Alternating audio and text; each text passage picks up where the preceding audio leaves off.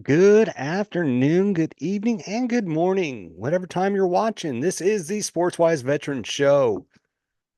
Well, it's Thursday. At the time of this recording, we are very short, 44 days away from college football.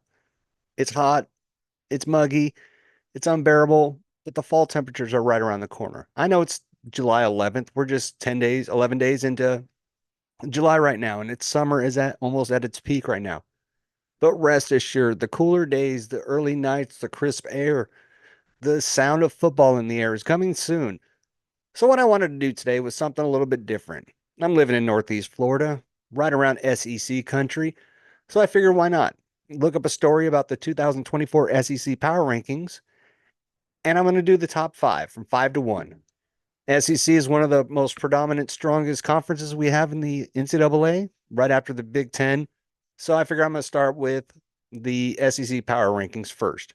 This story is by James Fregosa, written on June 18th, 2024. We're going to start off quickly. Now, I just did the top five. I'm going to round out the top 10 at the bottom of the story, but I just want to get in the top five. Right off the bat, this is a shocker for me because not many people, one, talk about them, two, not really pay attention to them. But the Missouri Tigers. Missouri is fresh off their best season, 11-2, in a decade, and returned most of their offensive production. Doak Walker finalist Cody Schrader's departure hurts, but the Tigers nabbed App State's Nate Noel and Georgia State's Marcus Carroll to dampen the impact. The real star of the show is quarterback Brady Cook and the passing offense, as the top four receivers from last season return, including potential top 10 pick Luther Burden III. There are no major holes in the depth chart, but we'll have to see how Eli Drinkwitz's squad performs defensively with an entirely new secondary, and defensive coordinator Blake Barker is gone. This one's a shocker, especially there was two big name coaches, both NFL and NCAA, that were released, that aren't coming back, retired, whatever, call it whatever you want. They're not with their team that they've been decades with. But at number 4 for the SEC Power Rankings is the Alabama Crimson Tide. Huge shocker for me. Much of Alabama's ranking rests in your belief for Kalen DeBoer. Filling a legend's shoes, Nick Saban, is no easy task and comes with unachievable expectations. Nonetheless, DeBoer knows how to coach, brought over most of his staff from the Huskies, and tasked former South Alabama head coach Kane Womack with calling the defense. Despite several players jumping ship, the Crimson Tide are not without a bevy of talent. Jalen Milroe is an athletic marvel and should take well to DeBoer's quarterback whispers. Tyler Booker, Parker Brailsford, and Jalen Roberts are arguably the best interior in the nation. Kendrick Law, Jeremy Bernard, and Kobe Prentice are talented, if inexperienced wide receiver core. And there's a CVS receipt-sized list of defensive players to know, including transfers. I'm going to butcher these names. Keon Sabe, he came from Michigan. Domani Jackson from USC. And left tackle Overton came from Texas A&M. I don't know if they're going to be up in the top 4 for the power rankings for the entire season, but preseason, that's where they're at right now. Now, I'm going to mess up some names here and there. So if you're watching it and I messed your name up, I'm sorry, but it happens. Number 3 on the list is the Ole Miss Rebels. Head coach Lane Kiffin, quarterback Jackson Dart, wide receivers Trey Harris and Jordan Watkins, tight end Caden Prieskorn, and edge rusher Jared Ivey, and safeties Trey Washington and John Saunders Jr. all return in 2024, and the expectations are through the roof. Not only do the Rebels have a strong foundation of homegrown talent, they attack the transfer portal better than any team in the country.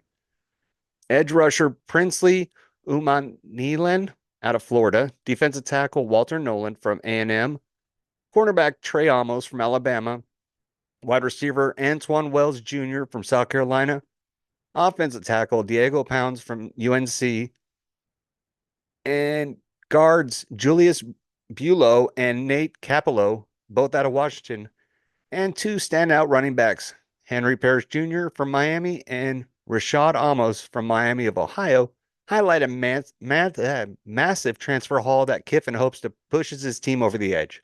I really hope Lane Kiffin does really good. Number 2 on the list, Texas Longhorns. Can Steve Sarkisian keep the ball rolling in the SEC after guiding the Longhorns to 12 wins and a college football playoff berth in 2023? Having Quinn Ewers back certainly helps, as does landing wide receiver transfers Isaiah Bond from Alabama, Matthew Golden from Houston, and Silas Bolden from Oregon State. Plus, CJ Baxter, who was the starter before an injury knocked him out last year, will run behind one of the best O-lines in the conference. University of Texas San Antonio edge rusher Trey Moore and Clemson safety Andrew Mukuba were brought in to enhance their units, and they'll need as Texas pass rush struggled last season. And finally, number 1 on the power rankings. Everybody knows it. They should be a front runner for the national championship, but those Georgia Bulldogs. After finishing the 2023 campaign with a 13-1 record and missing the playoffs because of a loss in the SEC championship game to Alabama, which snapped the school record 29-game winning streak, the Bulldogs will be seeing red in 2024. Carson Beck will continue the offense once again, and he's the favorite to hear his name called as the first quarterback off the board in the 2025 NFL Draft. Supporting talent is never a concern for Kirby Smart's squad, and there's a reason they're betting favorite to win the Natty. I agree with that entire top 5 list except for Alabama. You're starting off your school year, you're starting off with an A, but I think that's going to drop off to about a B or a C. I don't think they're going to finish in the top 10 I think they're going to make the playoff now that it's been expanded, but I don't think they're not going to be a top 10 squad this year. They're going to need a little bit of growing. But to finish off the top 10, the remaining top 10, LSU's number 6, Tennessee Volunteers number 7, Oklahoma Sooners number 8, Texas A&M Aggies at number 9, and finally, the Florida Gators at number 10. SEC is always a fun conference to watch on Saturdays. Them in the Big Ten, but there's been a lot more players that have joined the NFL, linebackers, running backs, and whatnot that come out of SEC. So it's a lot of fun to watch.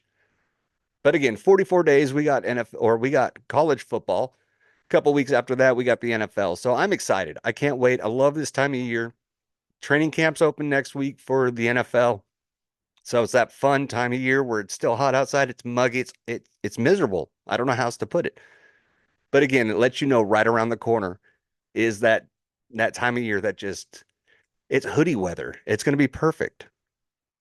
Well, I got to get ready. I'm going to do some editing, kick back. Just got done working. So I hope you guys have a great day. Enjoy this episode, and I will talk to you later. Remember, keep doing what you're doing. You never know who you're influencing. So you might be influencing the next great person, but you never know. So keep on doing the right thing.